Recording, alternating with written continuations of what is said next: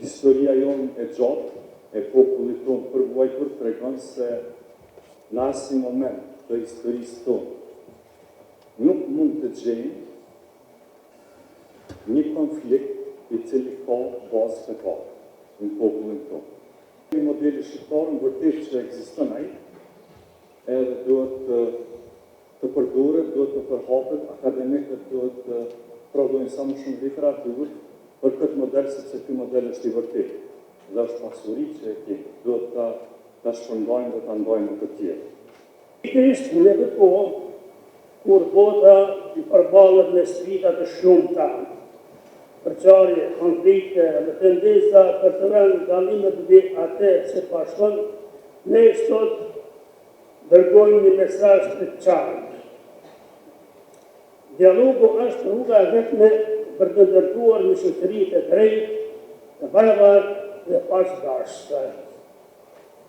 Modeli ynë i unitetit të përbashkët dhe respektit për të dallueshmën është mënyra më e mirë për të motivuar shoqërinë drejt një të ardhmëje më të mirë për të qenë.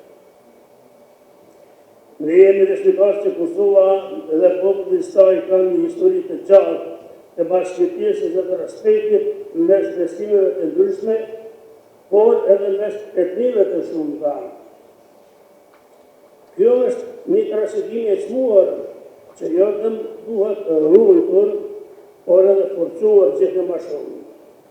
In the Balkans, because a solution of coexistence, of happiness, of harmony is not only in political, economical solutions, but in dialogue, in peaceful coexistence between the representatives of the different cultures and religions existing in the Balkans. As you know, the Holy See promotes interfaith dialogue long time, being the Catholic Church born in an interfaith context. So we try to dialogue since thousands and thousands of years. In many ways,